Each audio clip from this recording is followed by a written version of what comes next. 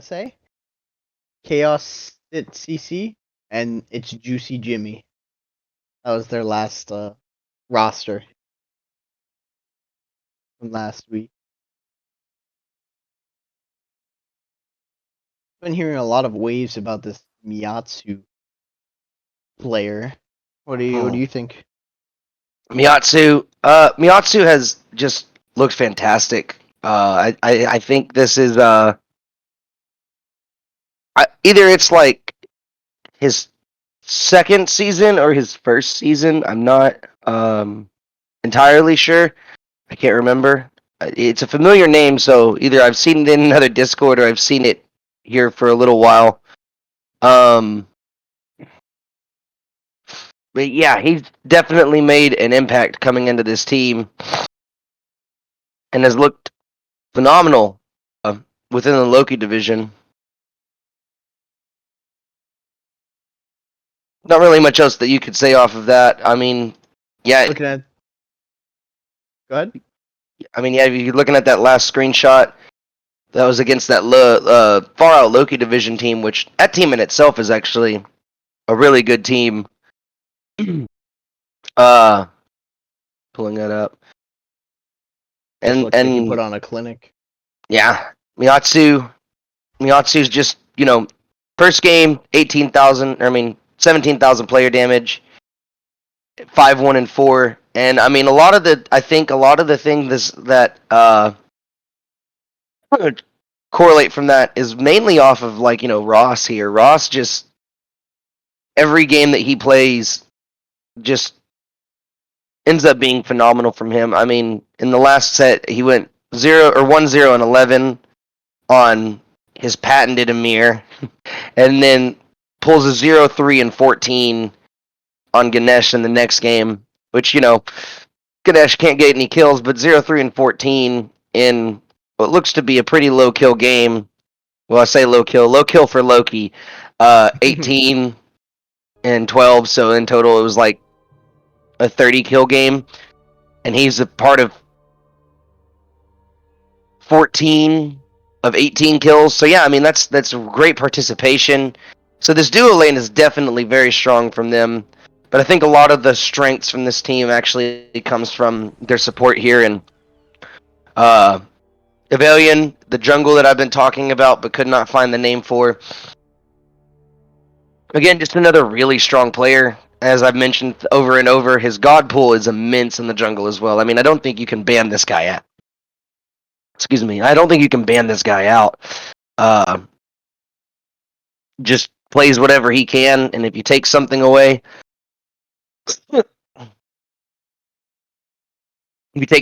from him, he just finds another pick that works. It just a great group of players on that team. But it looks like we got our game finally ready. And first, right off the bat, not too unexpected here, but interesting indeed. Morgan Le Fay. Super predictable, super good self-peel for herself, and massive. Yeah, just a really strong mage right now. Great, very strong god. There's not much else you can say about that. Has a lot of CC in her kit. A very high damaging ultimate with a percentage heal on it. Everything you'd want in a mage, aside from the escape.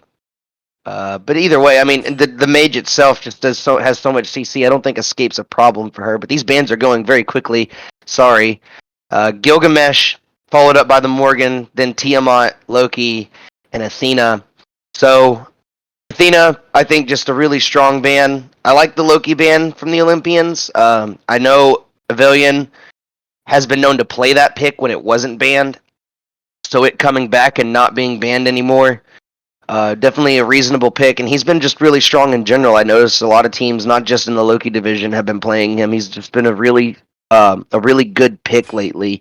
So I can respect that ban. And then the Tsukiyomi is our final ban. So you could argue 3 jungle bans on the side of Olympians. So it looks like they're trying to weaken Evalyian just a little bit to try and get something different in the Trash Pandas draft. Definitely looks like the Olympians did their research, as you were saying. Trash Pandas have a super strong jungle, And definitely 3 Scylla. jungle bans. Gilgamesh definitely strives more than jungle solo lane. You could argue that he could go in the solo and do fairly well. I think his matchups definitely are favored better in the jungle compared to his solo lane. But these picks are going Set your ruler. fast. I just got to throw that out there. I mean, right off the bat, it was Soul, Artemis, and Scylla. That was a great response, I think, too, from the Olympians to go for those 2 picks. Artemis been really strong in the duo lane. Great carry pick right now. Makes great use of the most recent carry meta build. Scylla wouldn't really be what I would call a meta pick right now. Definitely a strong pick and a meta pick in Loki. So I would say good mage pick early on. You got that CC immune ult. You got that strong root that's also a cripple, and then to finish it all off, I mean, Crush, easily one of the hardest hitting damaging abilities in the game. That Crush just smacks you for 1,000 damage late game, and you can't do anything about it with comboed with the Sikkim. Scylla Yeah. does pretty well into most gods because she has a dash and then the immunity. So it's pretty hard to punish a Scylla. Absolutely. And then I think I like the response here from Trash Pandas as well. They get banned 3 times on the jungle, so they said, okay, well, we still want to make sure, like, yeah, Evalyian can play a lot of gods, but let's make sure we get him something strong, something he can be comfortable on as well. So they go ahead and early pick jungle, potentially, with the set. This could be a flex. I would imagine this is probably going to be going into the jungle, though. I do like the set pick here. Strong, with the good setup right there. You got the soul for the DPS right behind him, and then Amir's going to be great peel if he's diving in with with the set. If he's not diving with the set, I'm sure the solo intermittent issue is going to be fixed shortly. But either way, set I think was a smart pick here. I like the set. Set probably one of the only gods that dives Scylla fairly decent. Because He she is goes good. up in the big ult and he gets movement speed with the ult, so he can kind of chase her down along with her movement speed from her ult. I do think the Artemis is going to be something very difficult for the set to contend with. A lot of CC from a single character like that can really make his life difficult. So if he does plan on trying to attack the Artemis, he is going to need some help from his team to kind of make that work. Second phase bans went by very quickly. I don't even think we got a chance to talk about it. Sobek, Donzaburo, Robin, and Kukulin. So looks like we had a lobby issue there, so we're going to have to go ahead and back out of that for just a minute while we wait for the teams to get the lobby back up. But so far, man, I mean, these bans have just flown by. It looks like both of these teams not only have done their research, but also just came up with their own strategies beforehand to deal with each other. Definitely knew what they wanted coming in with how fast those bans fixed by. We had the Donzaburo, Kukulin, Ravana, Sobek ban the second phase there. Yeah. Sobek's super strong support right now, and the Olympians still having to pick up their support. I agree with that ban. That was pretty good. The Donzaburo is interesting because you could always flex that soul into the carry lane, so you could always use that soul as a flex pick. So she's definitely been a stronger mid laner, so I can respect the Donzaburo ban there, even though opinionated, I don't think Donzaburo has been doing that great lately with recent build paths in the duo lane, but still a respectable ban. You could call it a meta ban, if you will. I know MiatsuZ has played that pick, and I mean MiatsuZ looks like he can play any hunter at this point. So at the rate it's going, let's get him off something very strong.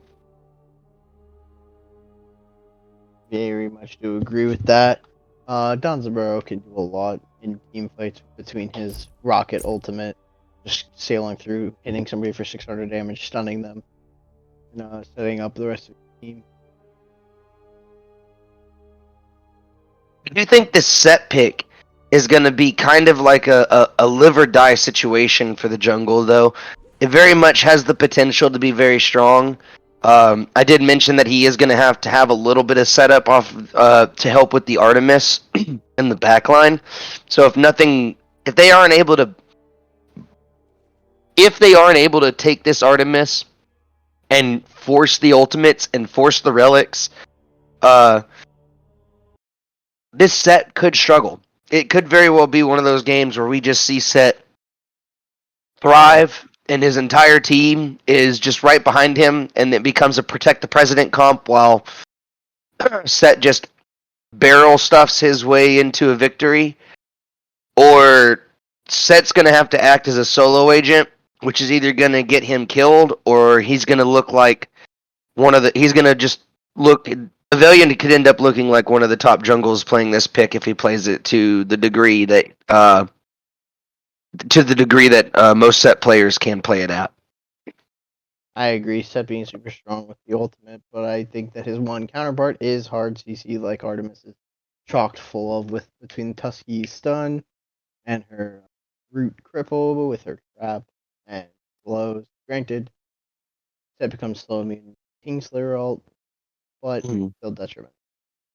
And I mean, I kind of didn't really say anything about it, but I must add on after that Set pick. We did see Olympians went for the went for the Achilles pick, right there at the end of the first round, which I think is a great pick into Set. By the way, with Set being on the map, great pick in general. Just very mobile warrior, very hard to lock down character. Has a really good CC off of his 1. Gets additional protections off of his 2 and off of his passive. If he runs into lane with his armor on, if he doesn't run into lane with his armor on, he gets a little bit more power, better boxing potential, a little more movement speed. So, which is great now, by the way, considering there are no more boots in the game. So, getting a little additional movement speed off the rip is always nice. I would prefer to see him go into the armor, though. I mean, with the Set on the map, wanting to be a little tanky at the start, probably would be his best bet. Definitely agree there. It looks like we're getting back into things. So what do you think about this? Oh, go ahead. No, you go ahead.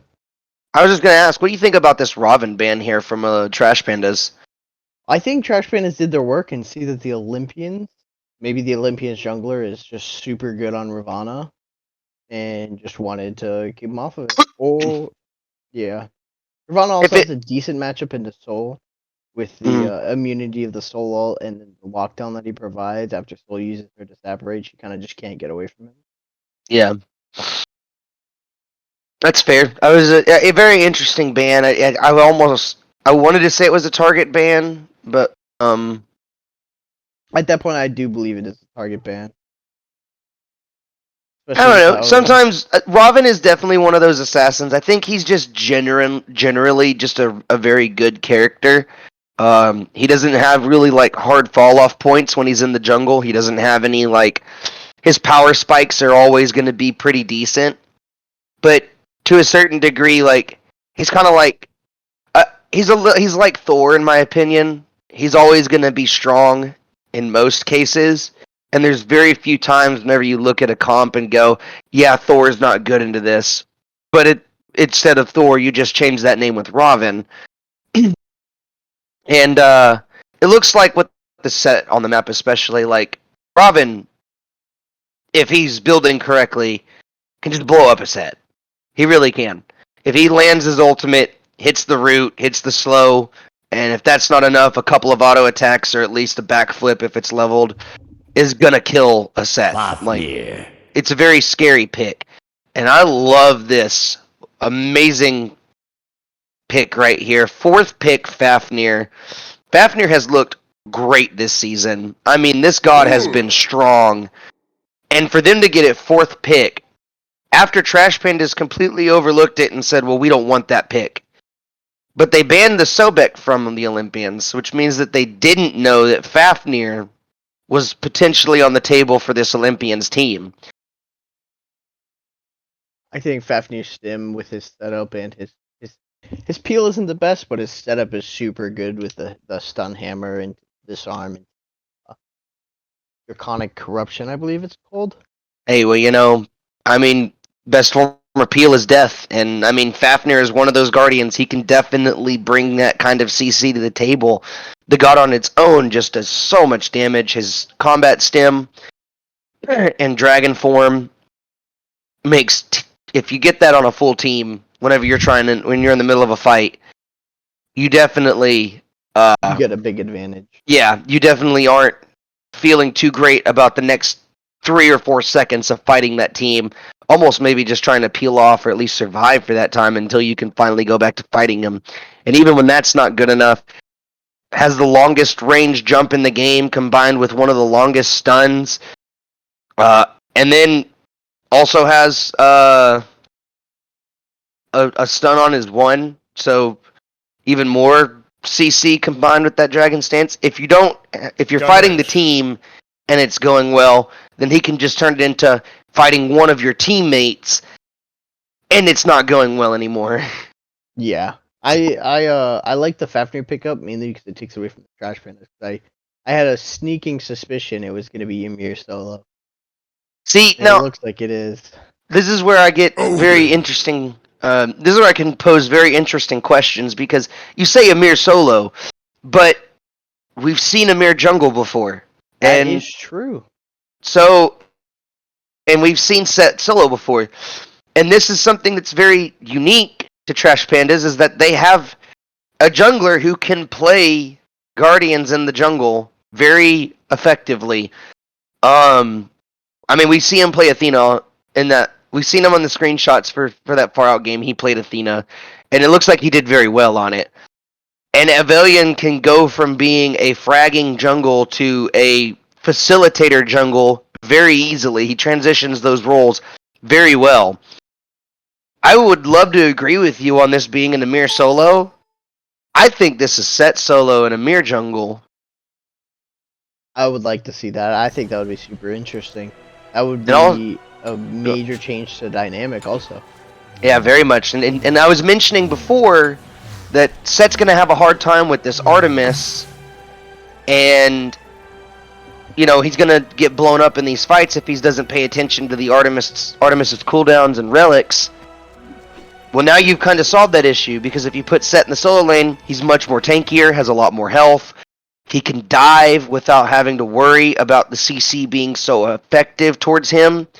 This is very intelligent drafting from Trash Pandas as we get into the game, and it would look like it is going to be a SatinGraph in solo lane playing the Ymir. So it is in fact an Ymir solo. So unfortunately, I am not correct, and that just makes me feel bad, because I was really hoping to see Set solo, something we haven't seen in such a long time. I was really hoping to too, but the Ymir in the solo provides the tankiness, and guess what Ymir does really good? Takes those beads, takes those relics. So that'll set up the Set to die really effectively. Jordan, question: can you turn your FPS down a little bit from 60 to 30? We're getting really. I'm really grainy right now. Yeah, same.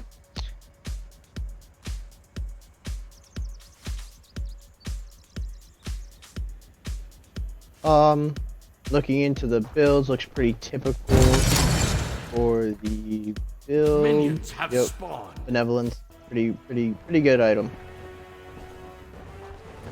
Just saying. Yeah, Benevolence actually, I think, recently seen another nerf, so it's not as strong as it used to be in the XP department. I believe that nerf goes live on Tuesday. So there comes that issue.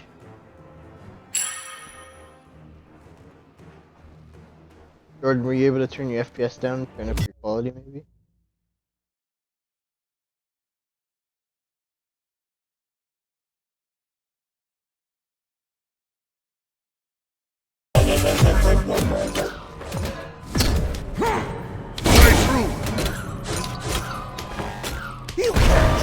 You like what you see? Looks like the duo lane is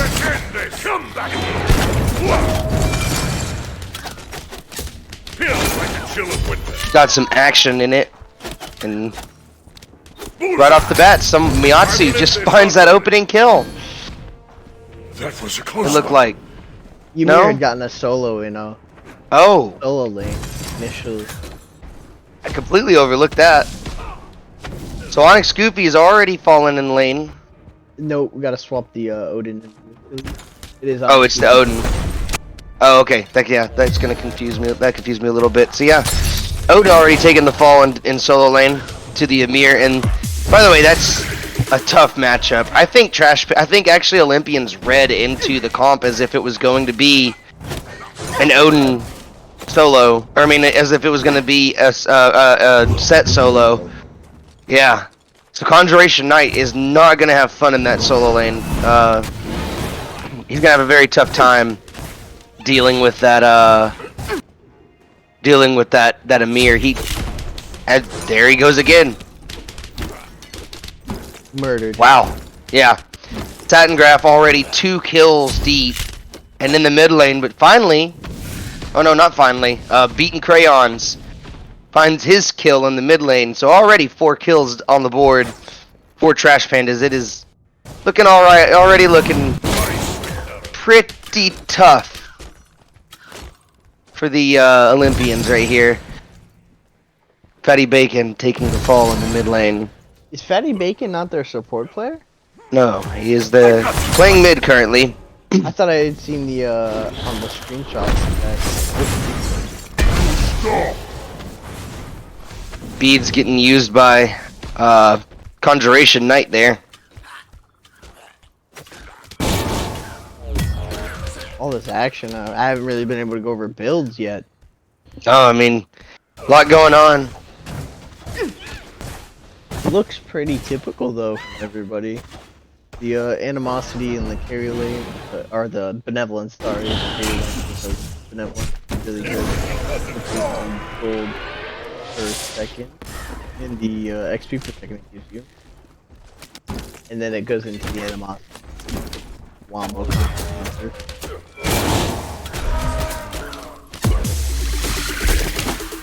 Find the start from FattyBacon actually to be very interesting. You're mentioning something about builds earlier. I just thought I'd throw it out there. He didn't go for a starter item and actually rushed Karen's coin altogether. Excuse me.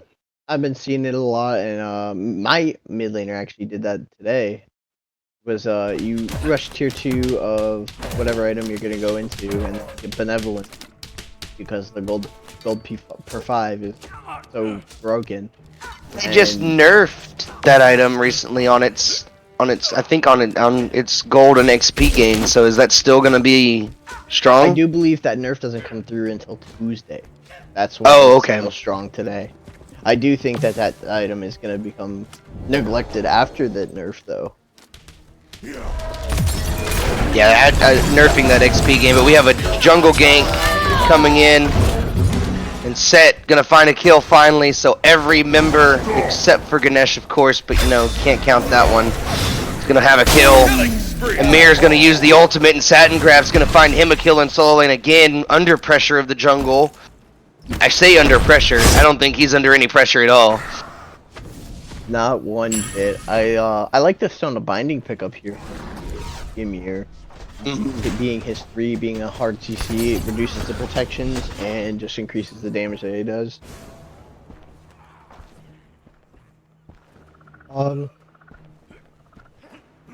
Yeah, SatinGraph just running the game here. Taking control of the solo lane, and he's already has a 3-level lead over his lane partner. I mean, it's a tough sight to see an Odin, who's arguably been one of the stronger picks, just getting absolutely mollywopped right now. Odin has a really tough matchup in Ymir. Done out of the 3, and Ymir's 2 hits so freaking hard. So hard, and I mean, yeah, I agree. And he just... Odin's... So this is the problem with this matchup. Odin is going to jump, as we have a pause. But Odin is going to jump at you. A lot of people know this. Some people don't. So I'm going to say it anyways. When he's landing in his jump, he can be CC'd at the point of landing before he actually lands. He's one of the few characters I think that actually works on And it completely stops the damage. And it completely stops the damage of the jump. Emir can do this very easily. If you jump in Emir, he can freeze you right before you land in your jump. If you bird bomb, the shield will still do damage as normal, as if the bird bomb landed, but you do not do jump damage. Yep. So Emir can freeze him in mid-jump, and then 2 him, and he's dead. Now, hopefully, if ConjurationNite has done his homework, he should be leveling his 3 right now. That's going to be his strongest clear, not only into Emir, but I think just his strongest form of clear in general. I think the issue with that, though, is 3 gets easily stunned out by the Emir freeze also. I don't know about leveling the 3. I like to level the 2, but just don't jump. I think that's where the play has to come from. Also, There's very Jordan, would many you be able issues to with swap MiatsuZ and ReportOrSupport? There's very many issues in general with just the Odin matchup. Like, I hate calling it a direct counter because there aren't very many of those in this game. But it's more Very like good. yeah, it's just it's a pretty big counter into that matchup. I mean, Odin, he can get froze mid jump. If he comes forward with his shield, he can get frozen 2'd. He can get 3 and then 2'd, and then he's, got no more shield, so there's no damage coming off of that. He could use a 3, and then in the middle of charging it, he doesn't have a 3 anymore. There are a ton of issues with this Odin matchup. And, I mean, if he cages Emir off, I don't see him using his cage aggressively against the Emir very often. I think, honestly, if I'm ConjurationNite, I've kind of just given up laning phase. Not just because I'm three kills down and underleveled by 2 levels. I've given up this lane simply because it's a tough one to win at this point if SatinGraph's playing correctly. And from what I can tell, he is. So, just sit back under tower, farm the minions when they get close. If he's not in lane, push the wave up. Make your rotations and just try to be impactful during mid-game. That's the best thing he could do in this situation. I agree. I think that ConjurationNite's late game is better. Ymir, while threatening with damage, if he goes damage, he's then not tanky and gets blown up. So if he's tanky, then he's not threatening to the backline. Not as threatening. Yes, yeah. Well, as threatening, that's true. Ymir's ult base damage is so stupid. I think it does 800 damage at max level. Base. Yeah. Yeah, no, it definitely will take a chunk out of everybody if he gets it fully charged. I mean, we just saw it hit ConjurationNite for 347, I think, for that last kill. Yeah. And, granted, he didn't have any magic defense. I think 10 magic prots. Maybe off of the E1 magical defense. Jordan, would you be able to switch MiatsuZ and ReportOrSupport, please? Thank you. But, pretty typical builds from everybody else, though. The Scylla build, looking a little out of whack, but I think we'll figure out that one. Yeah. Oh, the Benevolence pickup's gonna be prevalent. Yeah, you talked about the Benevolence pick, actually. I'm looking at Artemis's build right now and seeing Benevolence on him. Is this the same strategy you were talking about with the mid lane? Yes, with the Benevolence JP5, or gold, GP5, gold per 5 seconds, I think it's categorized, and then XP5. It provides a big lead if you just don't feed. And then you can later build it into Animosity, which is a stupid item, I think. I think that item is broken. Well, luckily for you and everyone else, that item is going to be receiving a nerf. As in the jungle, it looks like Achilles got caught out in the middle of a rotation. He's looking really low. And here comes Evalyian, finally going to get that last hit. But here comes Artemis now with a great ultimate. Ganesh is going to throw down the Dharmic Pillars, though. And Evalyian's going to pick up Wattle, even after using that ultimate. And unfortunately, Evalyian is going to walk out of this one alive. With barely any hit points to his name. And while all that's going on, Scorpion getting soloed by bEatnCrayons. I think he tried to steal that purple back, and I think he actually managed to do it. Oh, now look who's low here. 218. Oh my goodness, this FattyBacon is just getting beat on with this peel. Trying to find the kill is StInKyyPPiNkY. He is in dragon form. He has a lot of potential, but unfortunately, he transforms in the middle of that chase. Trash Pandas living by the skin of their teeth, both the jungler and the ADC. Mid lane tower gets pushed down. Onyx Goofie getting chased down and under threat again by Evalyian. Looks like Evalyian just isn't going to let this guy live it on his own. He's trying to get away from him, but unfortunately just getting stuck to right now. StInKyyPPiNkY tries to get that, but unfortunately tries to get that hammer just a little out of range. And Onyx Goofie's going to have to back again for the second time this game. Not second time, obviously. But for the second time this game after being jumped on by the set. This time at least not in the gray screen. Yes, it looks like Evalyian's goal is to just stick Onyx Goofie to the fountain. Just make sure he can't play the game or farm. And you can see that in the level deficit between the set and the Achilles. 9-7. Looking pretty stolen, looking like it's going the same way as it has been. Ymir just running it. And here comes the ultimate, and even with not being fully charged, it still hits for 300. My goodness. Here comes a gank from Evalyian. Good ultimate though, it's gonna keep him alive. At least for a little bit, as he finally makes his way under tower, but the MiatsuZ is gonna hit that 3. The rain of errors. Oh. What a shot. You know, everyone says this god, Uller, doesn't have an ultimate. I disagree. I think that rain of arrows hits hard enough, even in late game, you could consider it an ultimate ability. It's just a single target ultimate ability.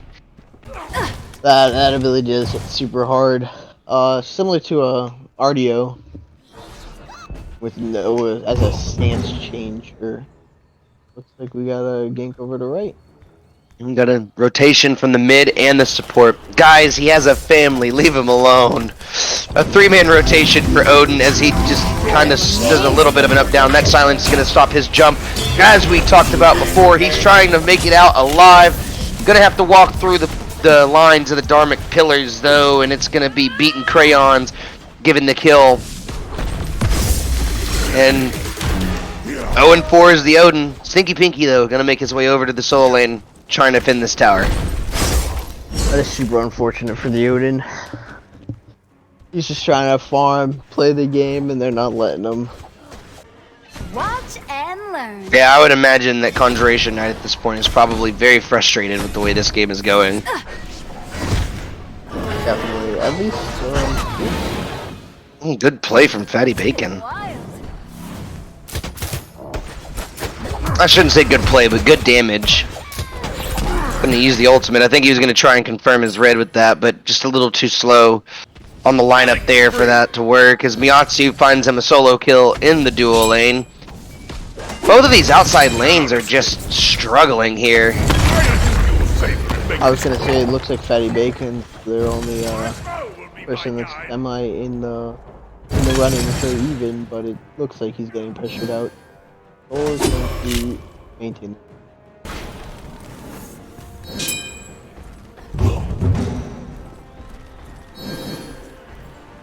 Looks like this Trash Panda squad has really good shot calling, really good coordination, as you were saying earlier on.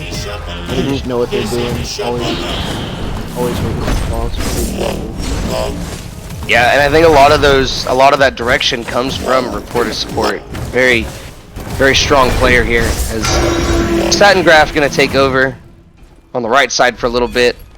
They're gonna grab themselves a Pyromancer, no contest. 6,000 gold down to 12 minutes, and that's detrimental at this point in the game, along with the levels. Yeah, it's a tough one. Super difficult to fight right now for the Olympians. I think they just need to focus on farming. finding something on the map.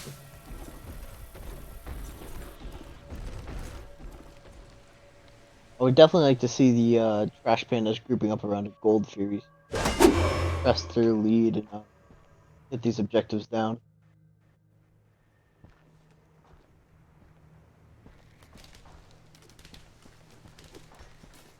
As I was saying, the still does go Benevolence second. But can we get a net worth chart? Benevolence is... That was a really late pickup, Benevolence, by the way. I think he just picked that up at level 11. Yeah. But you can see the Benevolence even at its point still trying to back. Oh my goodness. I mean, there's really no point. I know people are probably saying, wow, where was the cast for that? How do you cast that? If anyone wants an explanation, I guess I can do that.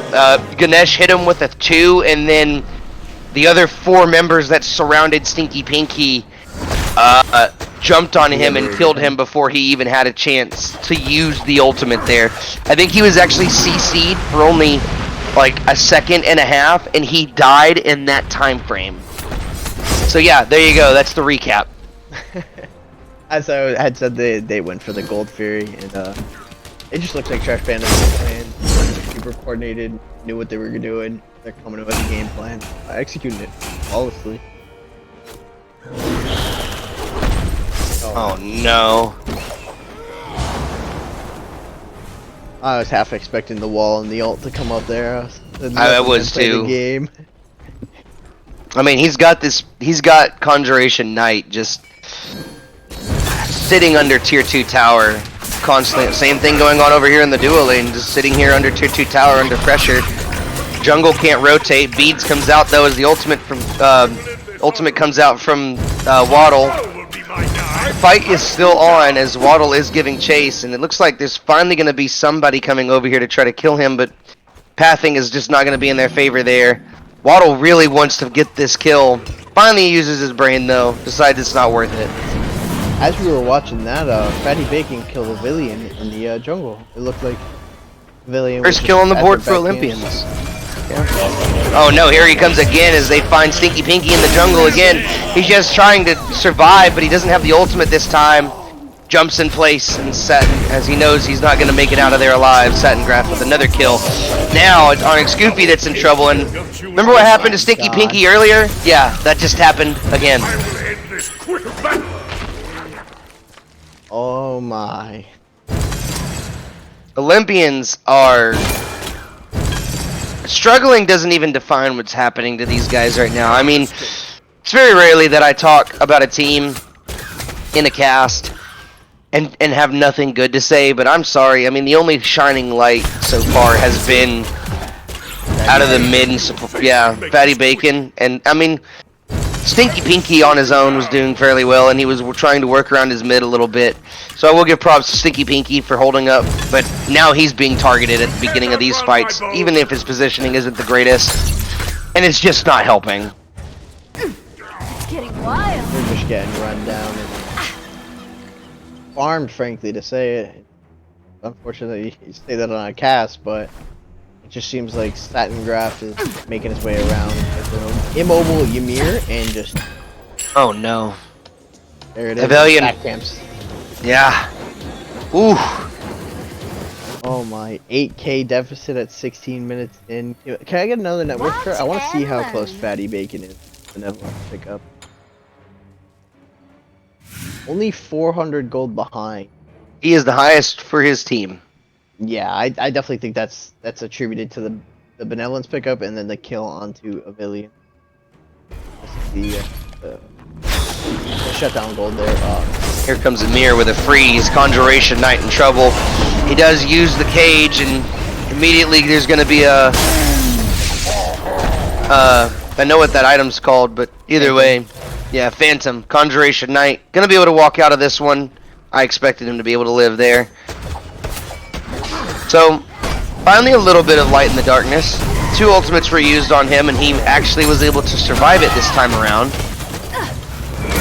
And he was able to burn a relic here. The SatinGraph zones off StInKyyPPiNkYY. from this fire giant that's being done at 17 minutes with every member from Olympians alive. No one is going to come to contest this.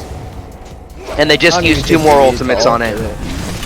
No, they didn't just use any one ult. They used 2 ults. Ganesh ult and Soul ult just went down for that. Which unfortunately Olympians probably have no knowledge of, so they're not going to be able to make use of any of that information. Don't worry, I'll put you down swiftly.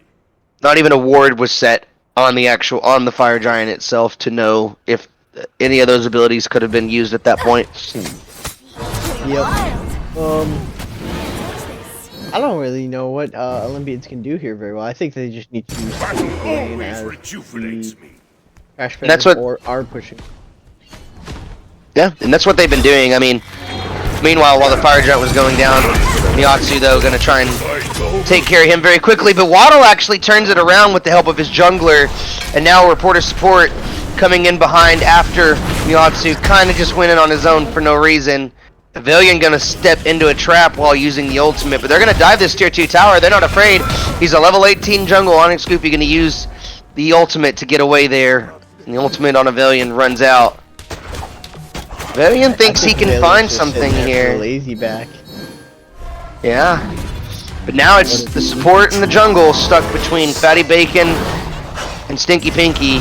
Evalyian is going to use the blink there, or the teleport I should say, and get in there. Now he's the one that's stunned down as the ultimate comes out. I'm not sure if he had any kind of relics for that, but he did take a ton of damage from the Scylla ult. I'm a monster. I couldn't tell if it hit him or not, unfortunately. Oh, it did. It hit him and it chunked him. He felt that one. But, Unfortunately, it just didn't hit him and kill him. Yeah. Still, I'm sure Olympians are very happy with how that turned out. The over-aggressiveness of Trash Pandas finally going to get answered for. Just unfortunately, maybe just a little bit too late. Uller blink, that's spicy, that's what I'm saying. That's what I like to see though. Be aggressive. Uller blink, I'm more concerned about this Uller double stack. Look at this build. He wants to hit hard. That's what I'm hearing. Well, even after a very good look from from Olympians at in that fight in their own jungle, fortunately, Trash Panda is still going to be able to pull that Gold Fury and take it for themselves as they start to meander their way over here to the left Phoenix. SatinGraph's build, I mean, even, look at him, he's tanky and he has brought it to Hootie. I mean, what do you do against this? Ultimate comes out, looks like whoever that was, the mid, I believe, is going to be able to get out of that. Yeah, FattyBacon. Going to be able to get out of the ultimate, but that's not what that ultimate was for. That ultimate was to zone them off the lane, so they can go get this other tier 2 tower, and now they're going to make their way over to the right lane. ConjurationNite probably getting callouts from his team that they're on their way, so he is going to back up, and they are going to concede this tier 2.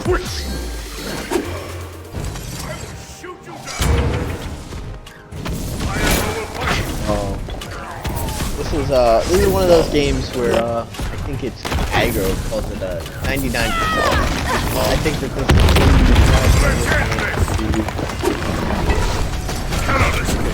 is 6 level deficit in the jungle, 3 levels mid, 4 level support, 2 level in ADC, and 4 level solo. Let's not even talk about gold deficit. The support being the lowest gold for Crash Pandas is still higher than Wow, did I need that? for the Olympians. 22,000 XP differential and 12,000 gold differential.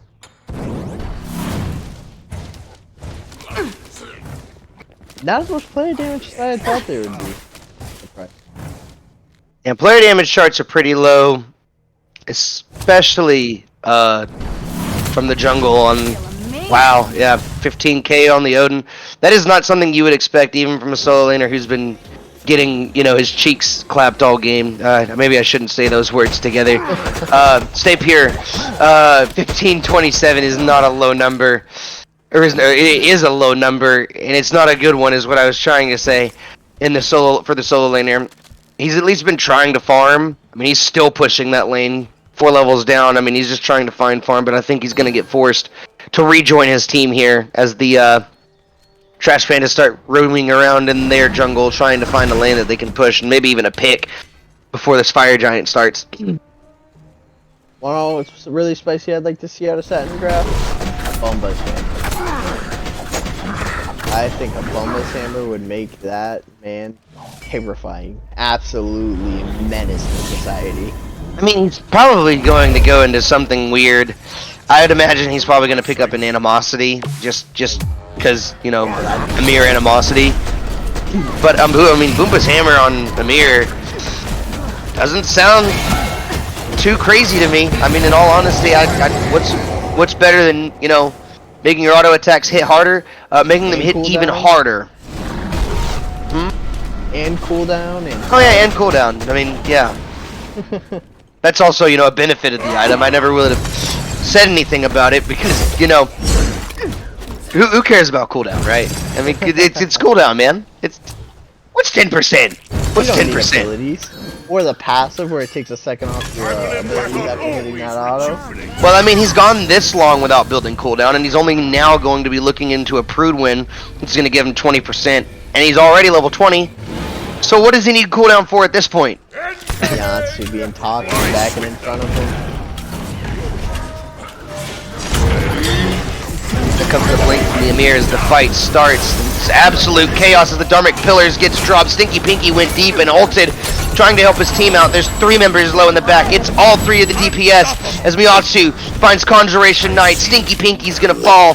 The DPS had to leave their tanks behind. Evalyian's gonna find FattyBacon. And it's 2v5 with Fire Giant on the team with 5. Evalyian gonna find Wattle right before the end there. Ooh. Now they're gonna look towards Onyx Goofie. Onyx Goofie is gonna find Evalyian right at the end, but it's not gonna matter because there's no one here to defend this Titan, and it is gone in 24 minutes, my friends. SatinGraph putting on a clinic in the solo lane.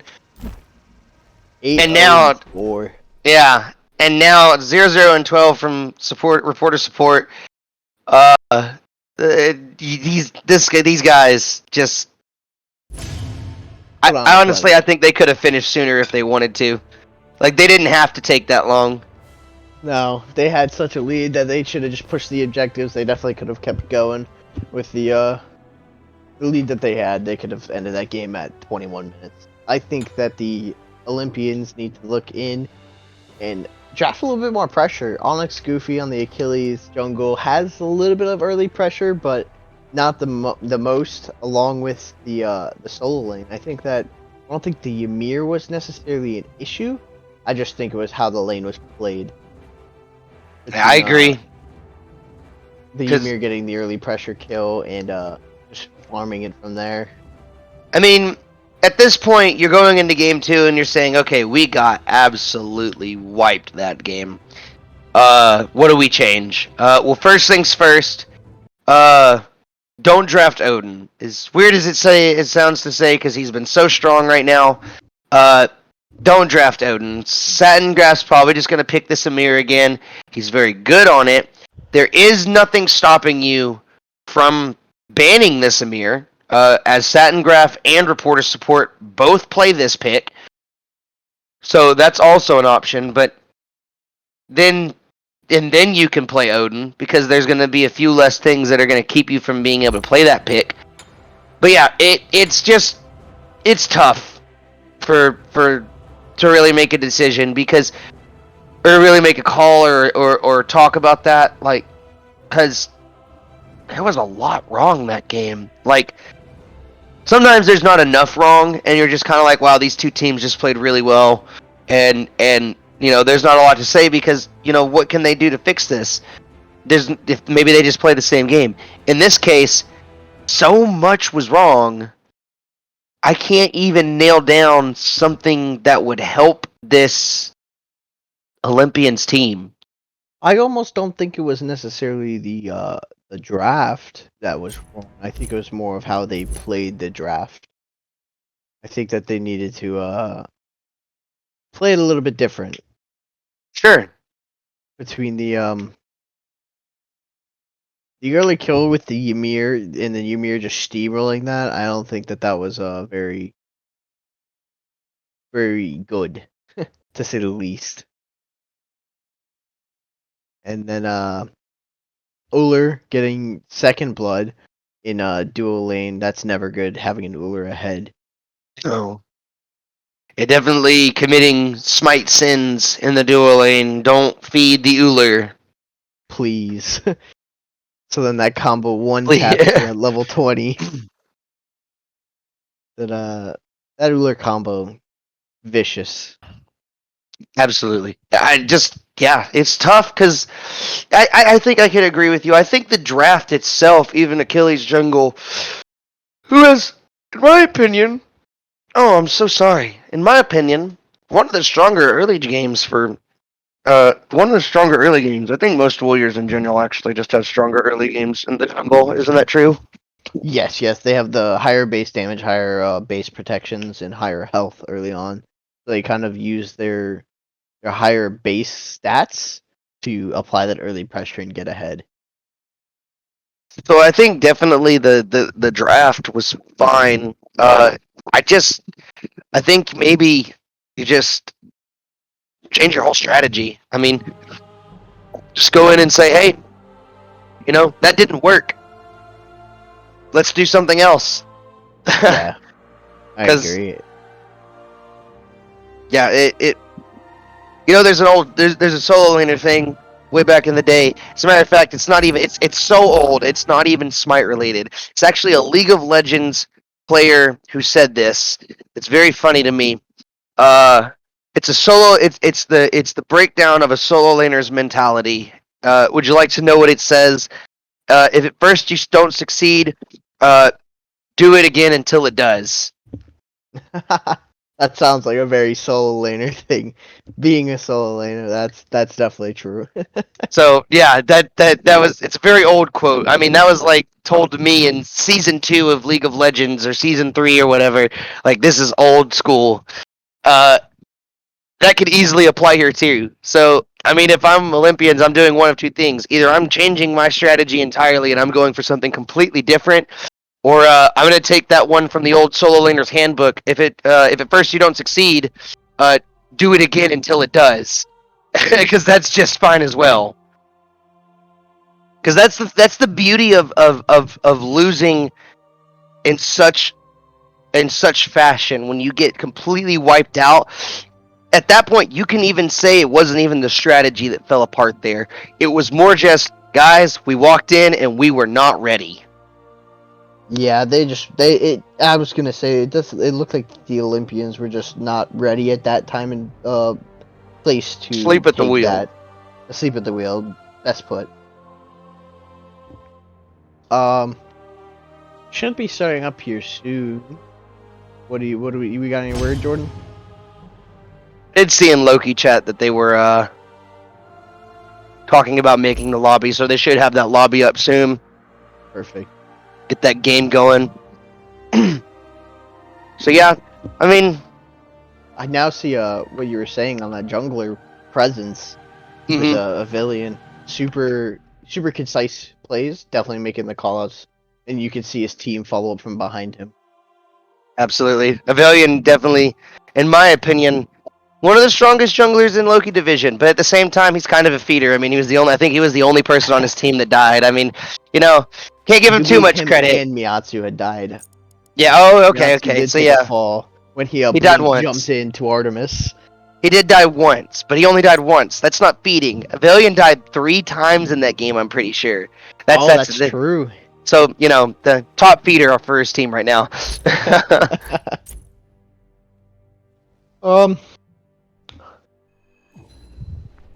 I liked the Olympians draft. I'm super surprised that the game went how it went with that draft, how it was. I think the very unorthodox pick in the Amir and the way that they drafted that was very hindering as well towards the draft. Because like I said before, the Odin pick, I think they were expecting the set solo, and they said Odin can play into that fairly well. Nothing going to stop him. Nothing's going to hurt the Odin that much. I mean, obviously, boxing is out of the question. Excuse me. I agree with you that the set solo would have been a decent matchup for the Odin. Much better than Ymir that kind of just stops Odin and everything he does. I definitely would sit here and like to believe that if that would have actually been an Achilles solo and an Odin jungle, then that would have probably been a much more favorable matchup, not just in gods, but maybe even for ConjurationNite, excuse me. Because that like I said, this Odin into Ymir, you just kind of sit there with your hands on your keyboard and go, "Yeah, I'm not going in that direction." Yeah, I think that the Achilles would have still struggled, but not as much. Achilles doesn't have the best early pressure, but he wouldn't have been stopped in everything he was doing as in the Odin one.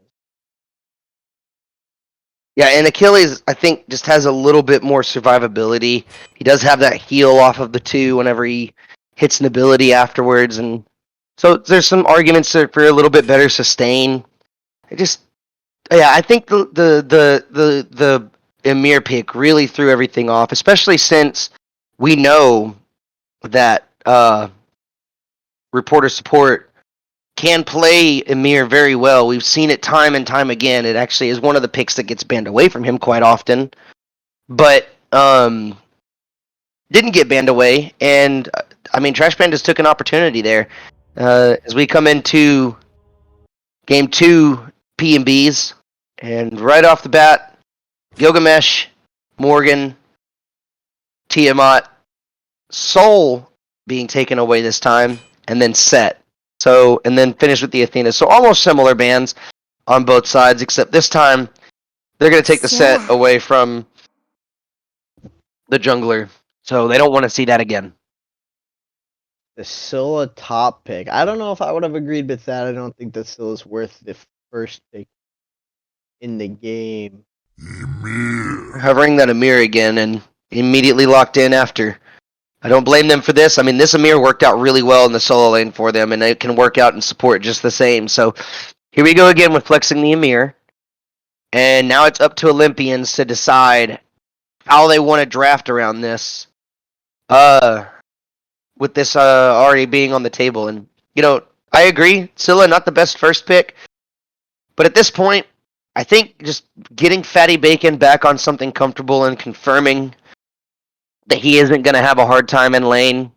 And just him, he did very well in that game. I don't want to take away from anything. Like, he did very well in that game for how far back behind he got and for how bad it was for him. So at this point, it just needs to be him just staying on something comfortable. I agree with that. I think FattyBacon, for the most part, played that game really well, considering the circumstances. This team being at such a deficit, detrimental to him being to really able to play the game. Sobek locked in, and we kind of just glossed over this, but Poseidon gets locked in for the Trash Pandas. And if we're going to talk about a pick that doesn't get played very often, this is one of them right now.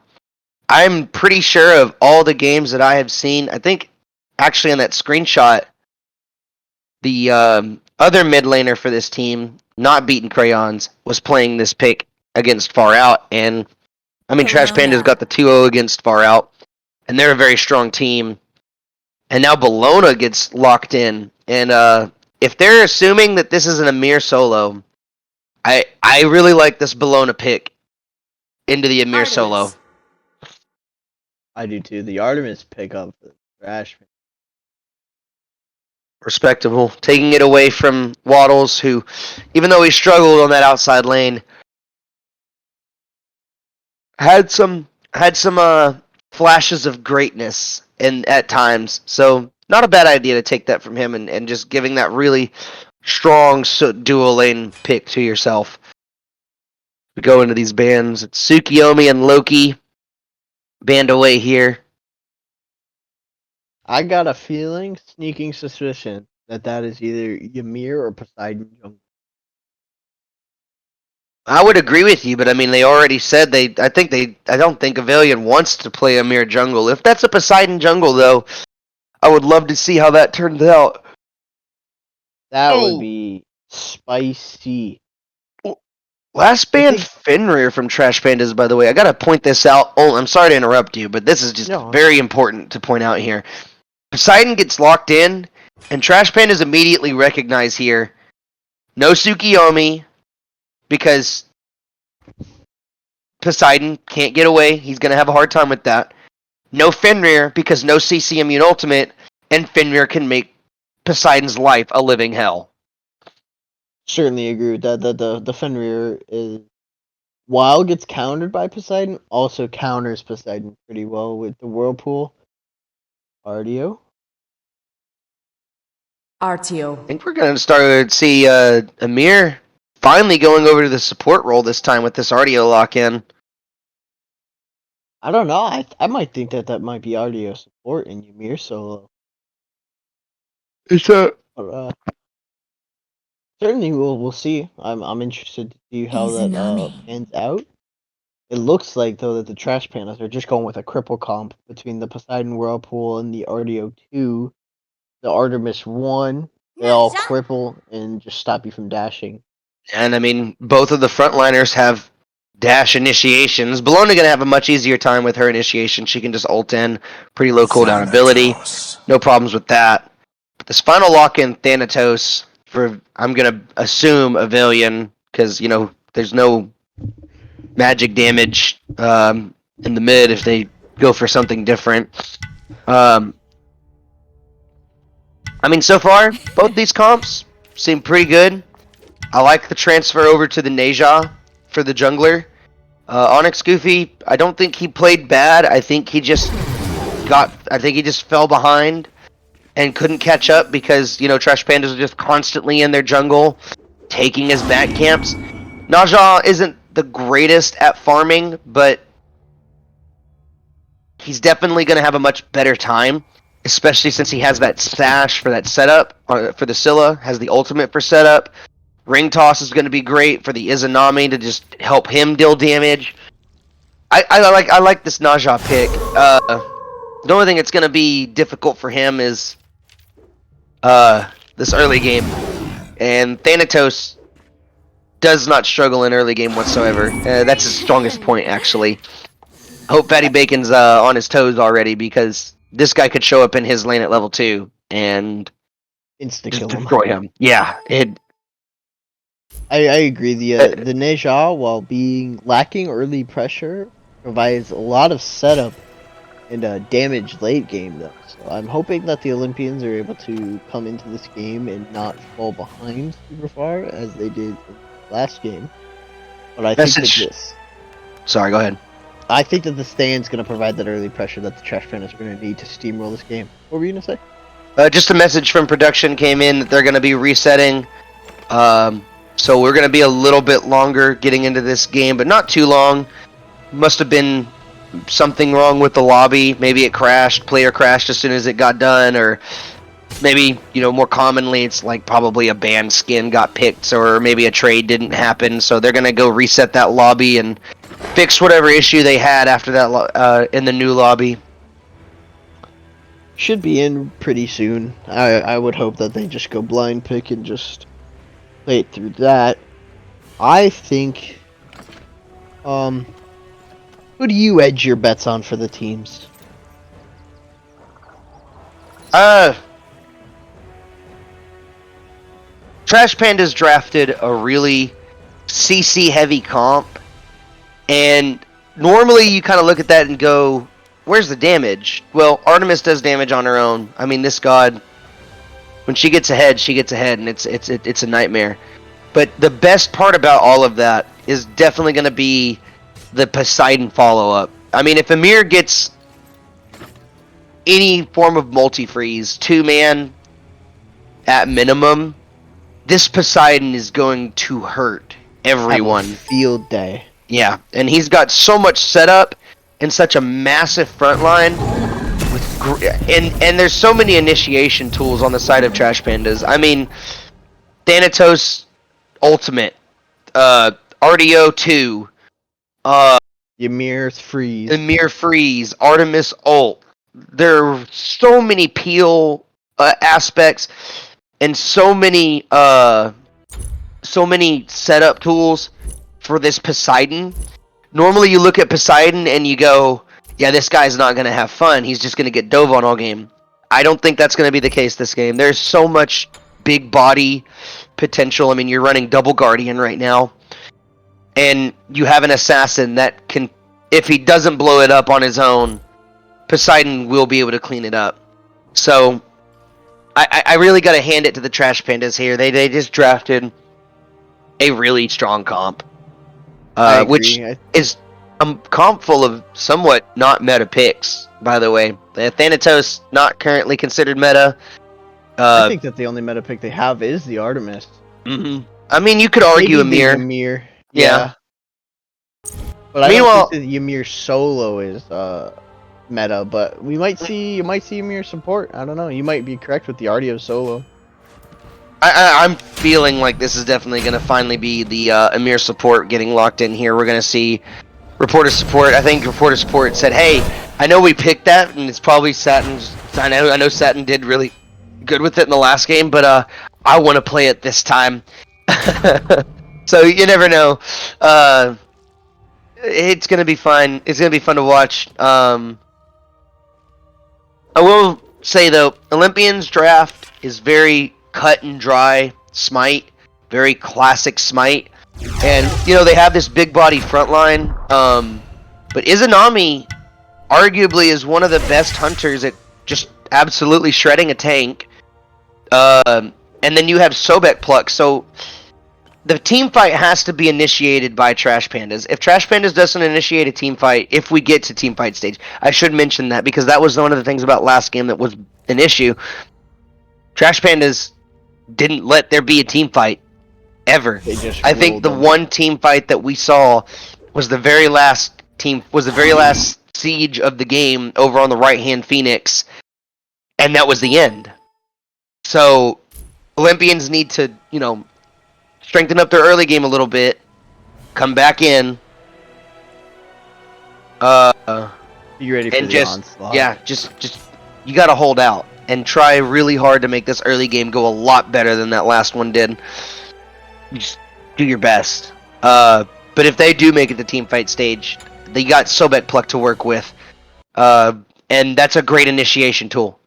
Just pluck one target, throw them back to your team, and that should be the end of it. Even if it's a tank, diminishing returns is not going to save you from that much damage coming from Wattle and Onyx. And I know his name, StInKyyPPiNkYY.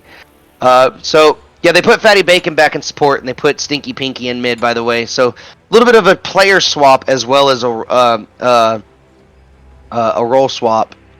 No shot, you were right. The RDO solo. So, yeah. Oh man, I'm curious to see how that goes. I think that RDO early game is pretty good, but I think that for late I think game, RDO is just one of the. She's very good at stalling the lane. That's going to be the strong point, and I think that was a very good choice into the Bologna, because that's what Bologna wants to do, right? She just wants to get in your face, fight you, push you back, and then, you know, farm the wave. Now RDO, who wants to do the same thing but can do it better because she's a Guardian and tanky, gonna have a much better matchup in that solo lane than the Ymir would have, where he would have just stunned her, hit her with a 2, and then Bologna would probably just continue to hit you again.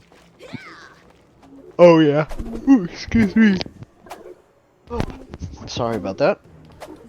Build's looking pretty typical, like I was saying, Benevolent. Birkin.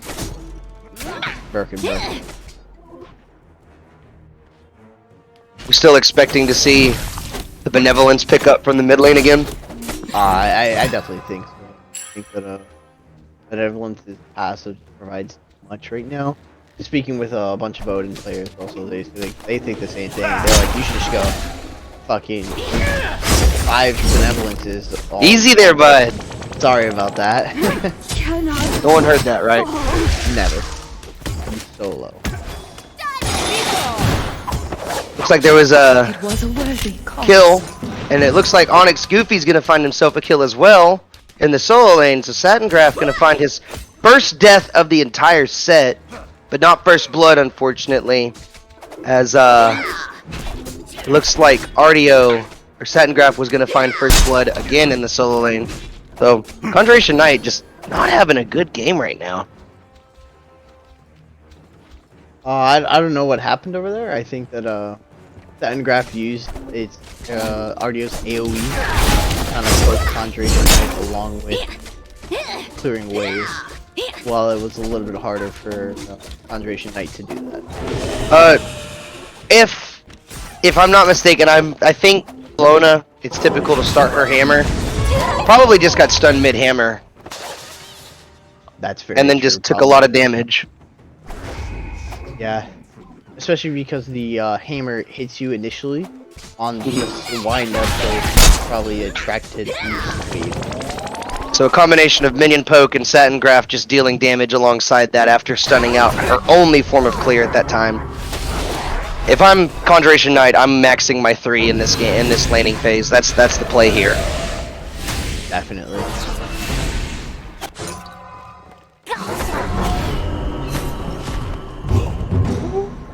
So, FattyBacon taking quite a bit of poke in the start of this game. Not FattyBacon, excuse me, StInKyyPPiNkYY, as a double freeze comes out and a double carpet from ReportOrSupport. But a tail whip's going to stop any aggression after that. So just a little bit of poke onto Wattle, and they're going to walk away from that. I think they listened. Go ahead. Sorry. I thought I was gonna say that was a surprising hold of the beads from Waddle. A lot of people there usually would insta beads. Yeah, very smart from him, knowing he was under no threat of death there. Onyx Goofie looking a lot more comfortable right now. I really like this transition on this pick for him. Already finding him a kill, and then, you know, rotating around and getting that farm, confirming that second red buff for his mid laner. And then over in the dual lane, I think they kind of like took a hint at what you said. Maybe they were listening, maybe they weren't. We like to hope that they weren't. You know, we have faith in these players to know better. But they drafted pressure. I mean, what more pressure do you need than a Sobek and an Izanami? I mean, these guys are just going to clear the lane and have that wave pressure for free. I agree, especially against an Artemis. I think that Artemis, that's one place that Artemis lacks, is wave clear early on. Without that oboe or that free level. So Izanami allowing that. Whoa. Like we're gonna have a okay. We're gonna back up. Oh, good. Here comes the ultimate, and coming back down onto a crush, and that's going to be a lot of damage. Ring Toss is going to finish it off, but not without a double knock-up ultimate. But Onyx Goofie is going to get out alive, and this is a much better look from the Olympians. I love what they've done right now. Oh, it's so unfortunate StInKyyPPiNkYY didn't have his ult there. I think that Fan just dies on landing if he has his ult there. I mean, he still died. That's Can't true, fault them for that. Still died. Very. Oh, Onyx Goofie is still low, but so is bEatnCrayons right now. He's gonna fall for getting the kill, but StInKyyPPiNkY's gonna clean it up with the auto attacks. And here comes the ultimate from Evalyian though. After respawning, that respawn timer's not that long, so StInKyyPPiNkY will fall. But still, these guys are looking really good for this early game. Much better in this early game. A lot of kills going on in the mid game, or in the early game, in the mid lane, I should say. I don't know. If I'm Olympians, I don't think I mind that trade there. You know, getting a kill on all of the mid. Well, everybody has a death on the top 3 for both teams. I mean, if Both you solos, both jungles, and both mids all have a death. yeah, I mean, if you look at it, you know, optimistically, it's just a 2-for-2 trade. You just traded your mid and jungle for your mid and jungle. Give me strength. ConjurationNite looking a little low right now. Freeze comes out, but I couldn't see who he froze. Onyx Goofie is going to fall right there at the end. Good plug from FattyBacon. He's trying to get Evalyian right now. The ultimate's going to come out, and here comes the solo laner to help with that damage. Didn't look like that hit, and looks like Evalyian's going to be able to get out here, and FattyBacon's just going to have to turn around and go the other way there. Unfortunately, not enough damage for that that jungle to fall. I think Evalyian actually landed the scythe just before the ultimate came up too, so was able to get a little bit of a heal. I think the issue there was FattyBacon didn't hold his ult long enough. The ult didn't get fully charged, so it does significantly reduce damage when you I don't think that's how Sobek ult works. Hold on. It's a trade in the dual lane. Waddle and MiatsuZ just traded out each other in the dual lane. I do believe Sobek ult is similar to Ymir, where if you don't hold it long, it gets reduced again. Did we check Oh, hold on. Here comes the stun, and the ultimate actually is missed from Evalyian, and ConjurationNite's just gonna ult out. He knows a little bit better right now. He knows that he's in trouble if he stays there. And good Onyx, and good job from Onyx Goofie for making that rotation and helping with that pressure and relieving it so he could get ConjurationNite the farm. This is looking way better for this Olympians team. And I'm gonna keep saying that because compared to last game where it was a complete blowout, they fixed a lot of their mistakes in this game. Onyx Goofie though, a little bit of trouble. I shouldn't really say he's in trouble. Carpet actually missed there. But he is hovering around, trying to see if he can steal some of this farm away from the Thanatos, but fortunately not going to happen. I'd like to see a Shogun 3 out of Conjuration. I would too. That'd be a very good pick right now, and it might be actually what he's going into for all we know. Yeah, you see the Benevolence pick up on the Scylla. I think that item is just really good. Also, Not to go it. yeah. What you're saying? Sorry. No, just also just going to point out, Waddle going to just keep adding on to the pressure here. Built Ichavolt, and immediately going to start building Odibo. I like the Odibo. I wouldn't call it a rush, but I like the early Odibo pickup here for him. Going to help with that wave clear a lot. Looks like he knows he's under threat right now, at least from that attack from MiatsuZ, so he's going to run back under tower. Evalyian's at the purple buff, and I'm sure he hears that going down right now. Sees it happen, knows it's not worth it, and in the mid lane, bEatnCrayons. Looks like there was an ultimate from Onyx Goofie there. StInKyyPPiNkYY must have got the kill with the crush. ReportOrSupport is going to make his way through the mid lane there. No one going to be aggressive onto him, which I find to be somewhat odd. There was no one else there. They could have started something off of that. I think it was the lack of ward coverage. They have nothing Yeah. on the left side, and it looks like they have nothing on the right side also. They had No deep wards, no high jungle wards. Kind of makes it difficult to make that kind of call. Not sure. I need a name clarification. Evalyian. I've been calling him Evalyian. Seems to. I haven't been corrected yet, so I think I'm just gonna keep calling him that until someone tells me not to. That's fair. Waddles is hovering in his tower, as Thanatos also is hovering in that area. Looks like MiatsuZ is gonna hold wave, and Waddles is gonna take that opportunity to back and finish his Odibo. These guys are doing very well in their early game. I agree. The Olympians doing much better with the pressure. Just to mention something, I just now noticed it. 4 benevolence pickups on the side of Olympians. Yep, they're seeing the meta. The meta, I'm telling you, that item is so busted. I mean, yeah, look at the net worth chart. They are in the lead in every role except for support, and he's only behind Ross by what? 80, 90 something gold? Yeah. And it's purely because Ross has that kill, I think, personally. Yeah, that definitely is gonna skyrocket him a bit.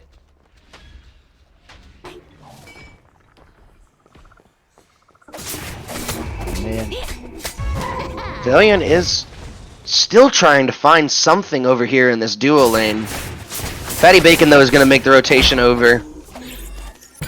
Oh, excuse me, I apologize. I tried to mute my mic there, but I couldn't get to it fast enough. Can you go to XP needed, please?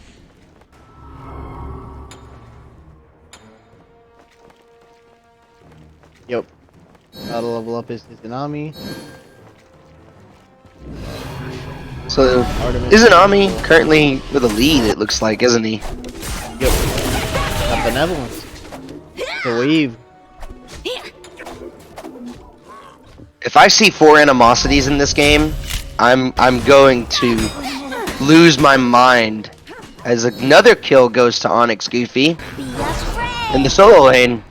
Onyx Goofie is on a tear right now, 3-2-2.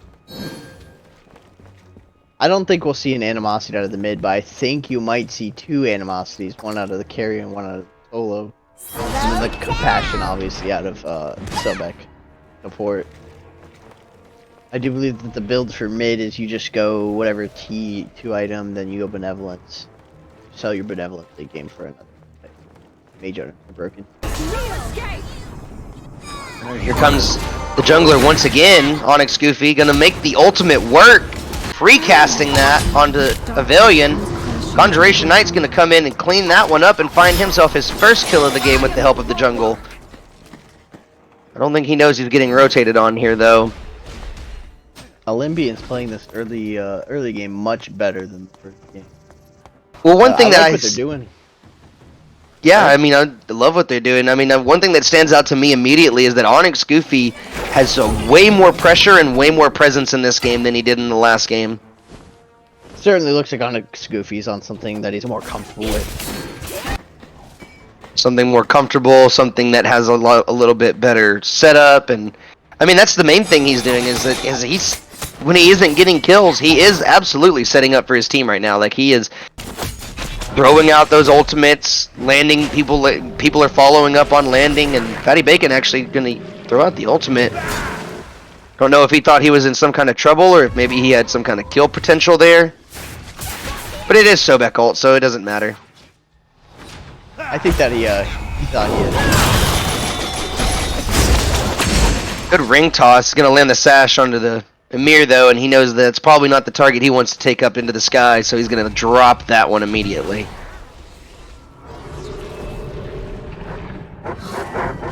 Ultimate came out from Poseidon. There's the pluck, and unfortunately, Stinky just a little off the mark with that, but Onyx Goofie's gonna take the Poseidon up into the air.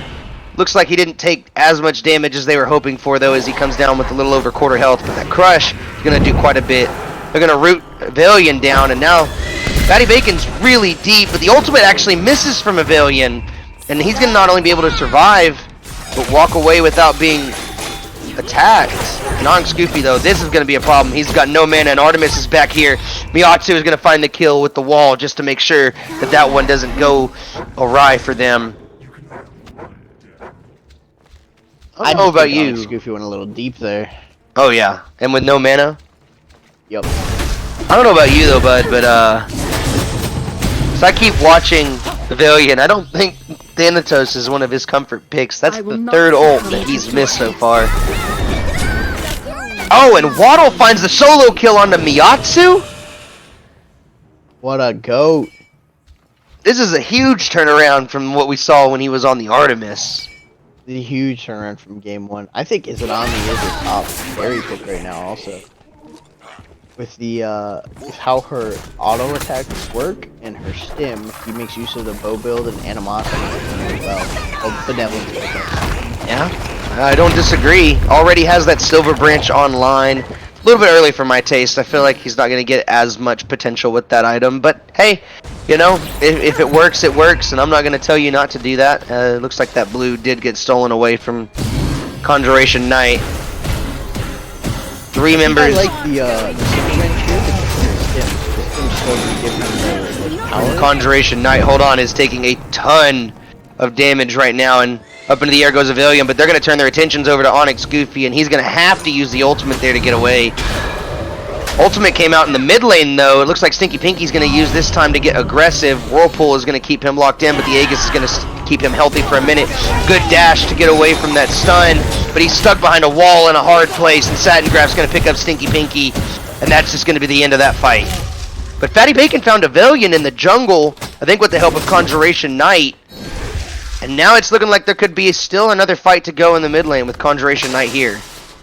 Sash misses, and yep, they're just going to turn around. They're going to say, okay, well, we lost an initiation tool, so we're just going to call it good. Yep. That sounds about right. I think that I was saying the silver branch bow. Silver branch bow. Oh. Another good pluck, and it's just going to be some damage onto Crayons. But carry All on. the action. I'm trying to analyze it. Oh. He doesn't have an ultimate to get away here. Yes, he does. I'm not even looking at charts. I pretend I didn't say anything. He had ultimate to get away there, so under not as much threat as he probably thought he was. Oh man, they just love to fight. Fighting all over the place. So anyways, The Silver Branch Bow. The stem from Izanami, I believe, gives at max levels 70% attack speed, I believe. Or something along those sorts. she's I very believe- very similar to Artemis's stem, so I think you're right. I believe that's why that Waddle went the Silver Branch Bow first, because it also still provides that 10% percent pen that Atlanta's bow does, but it also gives you that Those junglers gonna be over here in the solo lane again, and a good sash onto Evalyian. That's not gonna burn the beads from him. The chase is on, and the ultimate's just out of range. And he's gonna land right back down. 2 low members, and SatinGraph's gonna pick up Onyx Goofie. ConjurationNite's gonna go to Evalyian, and the mid laner and the support are gonna rotate over to solo lane. Try to find cleanup, but I don't think there's anything for you to clean up here, guys. I think he just needs to try and get out. It's a good knockup. Not too sure about that dash, but he is going to get out alive, so... Or he was, until the mid laner showed up. bEatnCrayons. I think at this point I would like, yep, go straight to the Scorpion. Finally going to see our second objective fall, because at some point the Gold Fury Scorpion fell. Not a major objective though. We still haven't gotten to that point. This is already a much longer game than it was before. We're starting to see these rotations make a whole lot of difference because ConjurationNite isn't stuck in the solo lane just continuously farming up. 18 minutes in and we're only at a 3k deficit. So I think that It's pretty good for better. the Olympians. It's not Olympians actually a aren't the one 3K with the deficit, deficit. It's a 3k lead for the Olympians. That was Yeah. I was expecting to look up and it be the Olympians with the deficit, but it looks like that gold per minute. benevolence. Yeah, Benevolence is Wave. making a huge difference right now. Onyx Goofy still ahead of his jungle. Oh, here comes the support though. Ross gonna get the body blocks on the Waddle. He's gonna make that dash count. It's gonna be just fine. And now he knows that his team's here, and they're gonna turn their attention over to Ross. Good wall's gonna stop that tail whip. Plucked into a unfortunate. Here Plucked is right why into an Artemis trap. benevolence is broken, right? Both ADCs, same level, 17, similar XP, right? Izanami's 2k above in gold rate. About.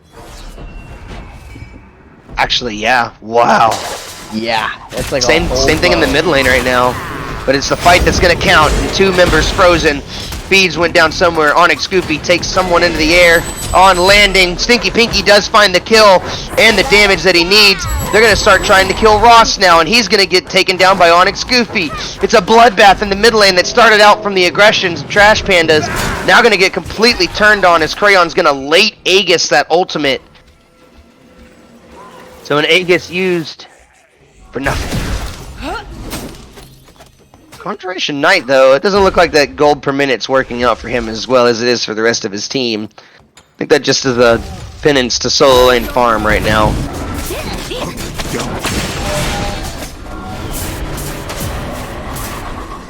Oh no. SatinGraph is going to go down. This Gold Fury is being contested. Olympians is finally going to pick it up, but not without MiatsuZ landing that ultimate and picking up a double kill onto the support in mid. Waddles is just trying to make it out. Good sash from Onyx Goofy.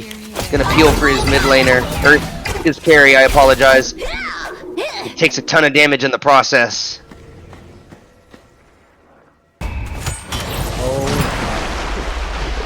I think that ConjurationNite is having a rough time farming. I do believe that's why. Scream for liberation. It's definitely, you can definitely tell he's struggling over there still. But not nearly as much as he was in the last game, and that says a lot about how much better he feels on this pick as he goes up into the air. Evalyian, I mean. He's not I gonna think find that, anything.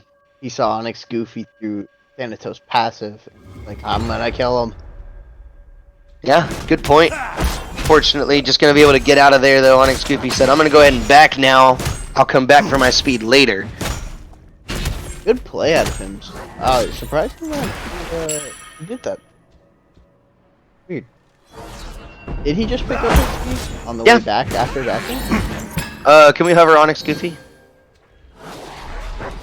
No, he doesn't have his Oh, he doesn't have his speed. Okay. Yeah, it looks like he was just a little too late on picking that one up. I don't know. I still feel like he was far enough away that if he'd have just started running towards right Phoenix, he probably would have been alright. Yeah. I think so too, but Oh, but here comes the ultimate. Good freeze, immunes to freeze. No vision right now, but it doesn't matter because Onyx Goofy is going to kill him on the way down. Now they're going to turn their attention to the Artemis. And the fight has kind of stalled out here, but it's a 4v5 in favor of the Olympians.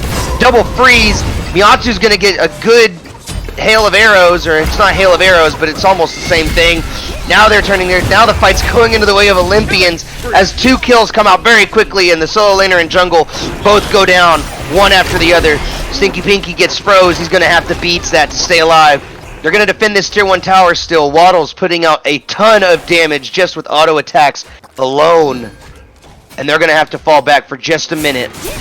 Both of these carries are both of these carries are very healthy right now. It could be difficult to siege this tier 1. I'm surprised that they're actually not walking in there and trying to take it. SatinGraph's going to blink in though with a stun and a freeze follow-up. StInKyyPPiNkYY has no beats, has no Aegis, and he's going to fall as soon as it starts. what good target selection out of the Trash Panda player. That fight was actually started by the Olympians with the Neja ult soloing the mid laner. But we're not going to speak about that one though. Fight started by Olympians under the P1 tower and gets turned around. Surprisingly, without the mid laner there. I think MiatsuZ with the Artemis and the Husky ult just made a massive difference. Like, it was weird how that went after the initial engagement.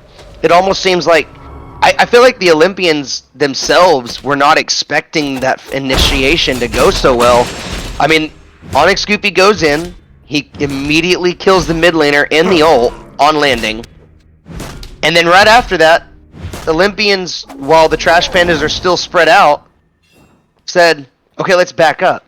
And then seemed like there was a confusion, maybe a little bit of missed calls. Something went wrong there because as soon as that initiation,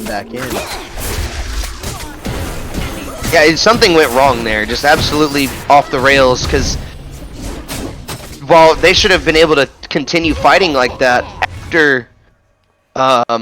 after the initial engagement, they should have been able to just keep going. Ultimate's down from Evalyian. ConjurationNite's going to use his ultimate onto Artio actually. Sobek's tail whip is going to do a little CC. bEatnCrayons is dead again, and before this fight is even really his, soloed in the mid lane right now by StInKyyPPiNkYY.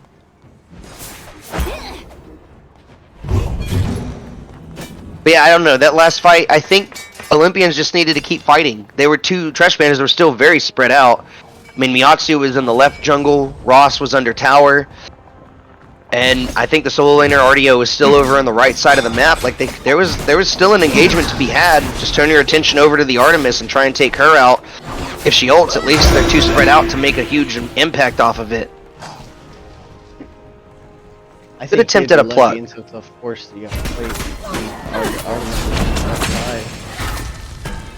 This could be their fight to force. I'm pretty sure they took that Pyromancer, no problem though.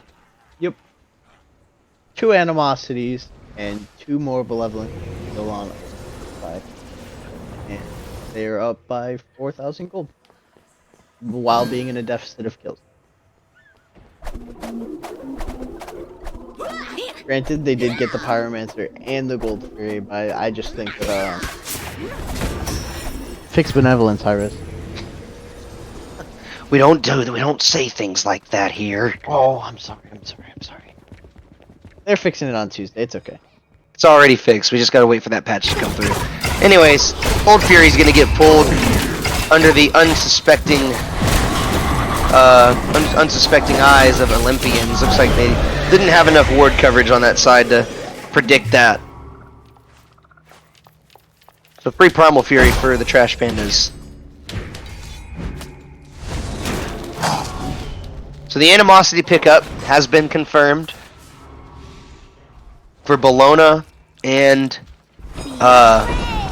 Izanami. Meanwhile, mid laner has opted for what looks to be... Well, he's already got Spear of Deso, and he's already got Spear of the Magus, so what's left? Obshard? Or Divine Obshard? Ruin? Obshard or mean- Divine Ruin? If he goes Divine Ruin, not a bad That is pickup. a lot of flat 10. Yeah. If he goes Obshard, he will be capped on percent pin. I believe he'll be overcapped because 20% not- on Heron's coin and 10% on the Ratatouille, and I believe that Obshard gives 20%. Not? Or 20% normal, 30% when its passive is up. So yeah, overcapped Oh. when passive is active. Because I think percent pin stops at 50%. So anyways, StInKyyPPiNkY is going to be swinging for the fences, but swinging for the fences is actually the Trash Pandas with the initiation off of the Amir freeze. Not a lot of damage being done. Evalyian lands somewhere in the back line. No, he lands on the front line. I thought he landed already. Onyx Goofie is dead, and now they're going to start trying to wipe out the rest of this team. Sobek is just going to barely be able to pluck out, but Wattle is doing the damage to the front line right now. ConjurationNite is going to fall. FattyBacon is low. Ooh, barely missed that. He's going to turn his attentions around, but Wattle is going to fall over to MiatsuZ. He plucked him right towards StInKyyPPiNkY. FattyBacon, you almost had glory in your hands. Oh, stop chasing, guys. I don't think he knows he could die to FattyBacon if he's not careful, especially when he missed that sight. If FattyBacon hadn't used his 3 on the back camps there, I think he kills the Than right there. I think you're not wrong. Oh my, that was a fight. That was one of the longer fights I've seen so far. It wasn't just immediately blown up. I'm not sure if target selection was just a little off on Trash Pandas, or if maybe they were really worried about getting ConjurationNite out. I mean, Onyx Goofie got blown up. yeah. No, 100%. Onyx Goofie tried to go in and make something happen. And I think he actually ate 2 ultimates in that fight. I think he ate Thano ult for the kill. And Tusky. So, yeah, I don't think he enjoyed that engagement whatsoever. Not one bit. But only a tier 1 tower is going to fall here. They do get their jungle stripped away on the side of Olympians, but not something I'm sure they're worried about. I do believe that the issue on the side of the Olympians, though, was target selection. It looked like they had everybody low, but nobody dead. It seemed at the end of the fight. What were you saying? No, go ahead. Go ahead and finish. I thought you were Yeah, done. as you were saying at the end of the fight, you had 4 people who were sub 20% health, but only 1 person is dead. I think that's a accumulation of the not the best target selection. A lot of anti-heal on the side of Olympians. They're putting a lot of respect on this RDO. Brawler's beat stick on Naja. You see 2 poison daggers, or toxic blades, I should say.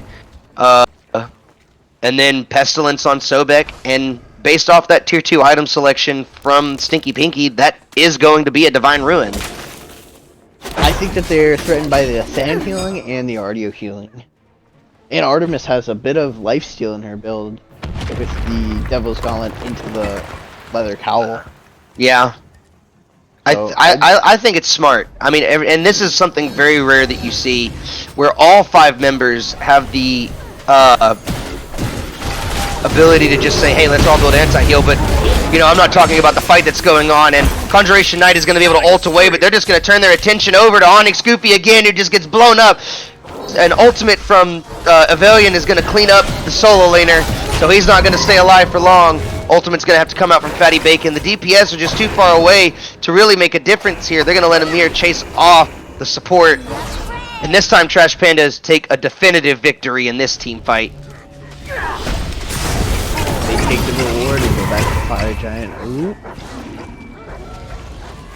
A little early on that ultimate, but he is going to find damage and then immediately get blown up. Doesn't even bother burning beads in Vegas there because he knows it's just not going to be enough. Wattle going to fall Dead. not long after. Yeah, and this is an enhanced Fire Giant. So these tier 2s are going to fall very quickly. Unfortunate. I think Like- that they lose mid Phoenix here. Yeah, and it looks like FattyBacon knows that the tier 2 is not worth defending. I wonder if he actually tries to defend this Phoenix. Nope, he's gonna let that one go. But Jungle and Solo are alive now. I think that if FattyBacon had defended that there and stayed and got picked, they lose the game. I think you're right. Yeah. Just wiped him. Not gonna go for that left-hand Phoenix, which I think is the smart call. You already got mid Phoenix. You have Phoenix pressure already. Just take that tier 2 and left and... Render mode has started. It's Uh-oh. Come on. We can come back. Looks like the mental is shattered. Shattered it is.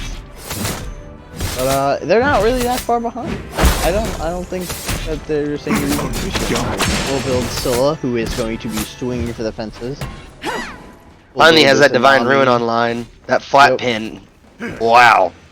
How much flat pin is that? That's 10 on Deso, 10 on... Can we get hovers on these items, please, Jordan? The mid lane. Divine Ruin, the Spirit Deso, that's 10. 10 on Divine, 10 on Deso. 10 on Deso. And then I think it's like 12 on... No, 10. So that's 30 flat pin. And then still has 20%, 30%. Yeah, 30%. I mean, he should be hitting everyone just as hard as he can. That is like... Is there any way to see how much power he has? I don't think you can see his powers without... Yeah, there you go. And I can't read the number, sadly, because it's a little fuzzy. Production, whisper in my ear what that number is.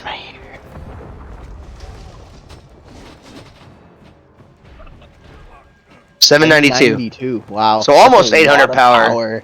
He's almost maxed on power. So, yeah. StInKky is swinging for the fences right now. Doesn't really matter though, because this left-hand Phoenix is where it's going to count. He does land the ultimate, but onto ReportOrSupport, and now he's getting dove on by Evalyian. Beats comes out, Aegis comes out. Those relics he didn't use are coming in handy, but only to stay alive a little longer. MiatsuZ is going to find Onyx, Goofie. He also, I think, found another kill somewhere else. No, he didn't, but FattyBacon finds his own. It's 3 dead on the side of Olympians, and then FattyBacon finds a double kill in this fight. He's still alive, and it's a quadra for MiatsuZ. Is he going to get the Penta before the Titan falls? That's going to be the real question. As he blinks in, he is trying to find the Penta before the end of the game. And he's going to find the Penta at the end of the game and the end of the set, but not without Wattles getting that last little say about it from the Titans' help. 2-0 Olympians, or 2-0 Trash Pandas, excuse me. And with a Penta at the finish for MiatsuZ. Get this man MiatsuZ out of here. This man's cracked right now. Back to Fortnite. Absolutely swinging 16-3 and 5 top damage of the whole lobby. Holy.